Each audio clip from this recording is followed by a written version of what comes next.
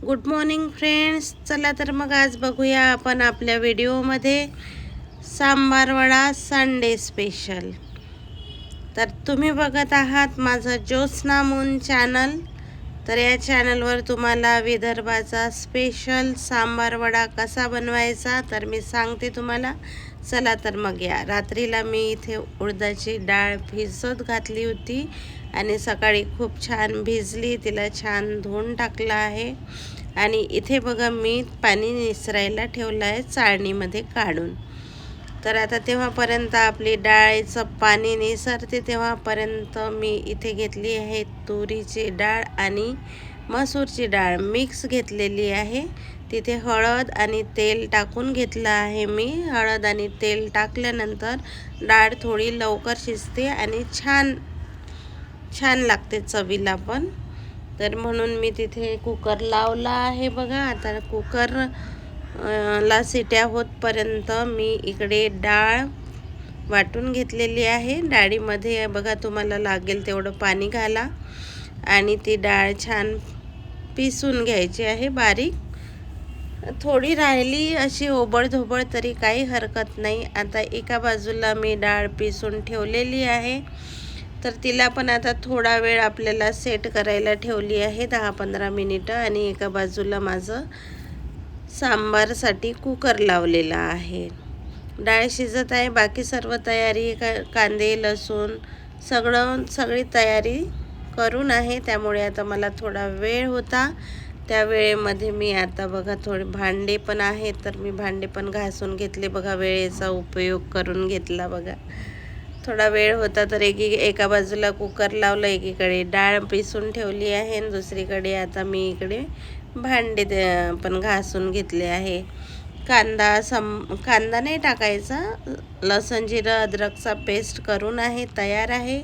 टमाटर कापून आहे आणि सगळं रेडी आहे सांबाराचा आपल्याकडे मसाला. म्हणून आता मी इथे घेतले भांडे घासून बघा.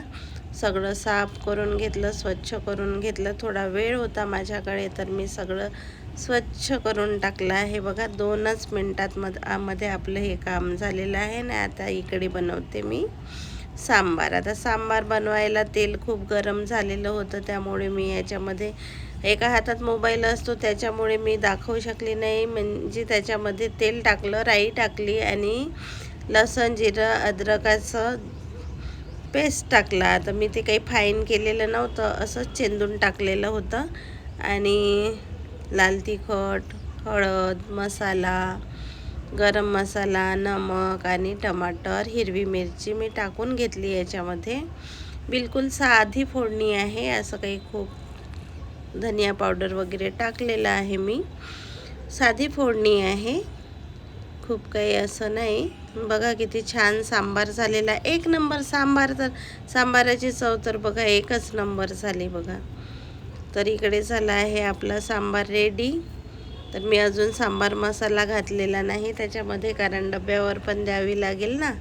म्हणून आता बघा सांबार पण टाकलेला आहे. आता त्यांच्यासाठी मी डब्यामध्ये डाळ काढून घेते आणि मग मी सांबार मसाला ॲड करते. कारण कसं सांबार मसाला ॲड केल्याच्या नंतर ते डाळ खाणार नाहीत, म्हणून साधी डाळ आधी त्यांना दिली डब्यावर काढून आणि नंतर आता मी त्याच्यामध्ये सांबार मसाला ॲड केलेला आहे. तर सांबार मसाला ॲड केल्याच्या नंतर खूप छान सांबाराला चव येते. आणि इकडे एका बाजूला मी ठेवलं होतं मिश्रण, पिसून ठेवलेलं होतं. तर त्या मिश्रणाला बघा असं छानसं असं पफ म्हणजे असं येतपर्यंत, वर फुगून येतपर्यंत छान असं एकाच बाजूला फेटायचं.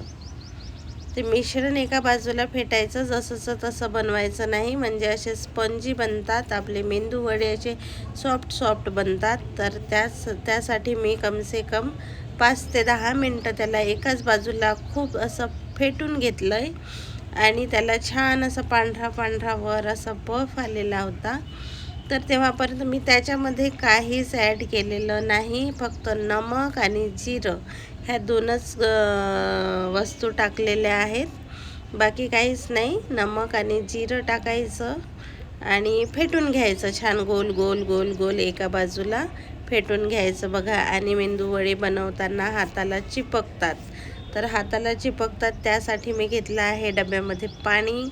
आणि पाणी घेतल्याच्या नंतर दोन्ही हाताला मी पाणी लावून घेतलं आणि दोन्ही हातावर आधी बनवले. आणि आता बघा माझे ते कसं आता एकाच हाताने होत आहेत ना, गोल गोल गोल गोल. तर आता 2 हाताची गरजच नाही पडली बघा.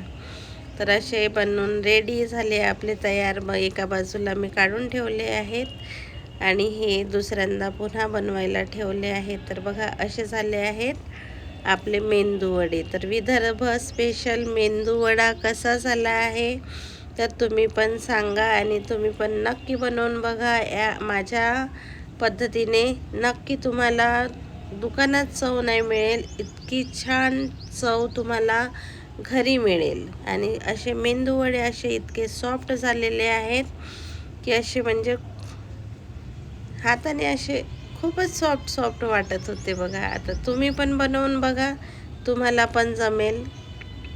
तर हे विदर्भ स्पेशल विदर्भ स्टाईलमध्ये आपल्याकडे बघा किती छान सुंदर आतून पण शिजून गेले हे बघा.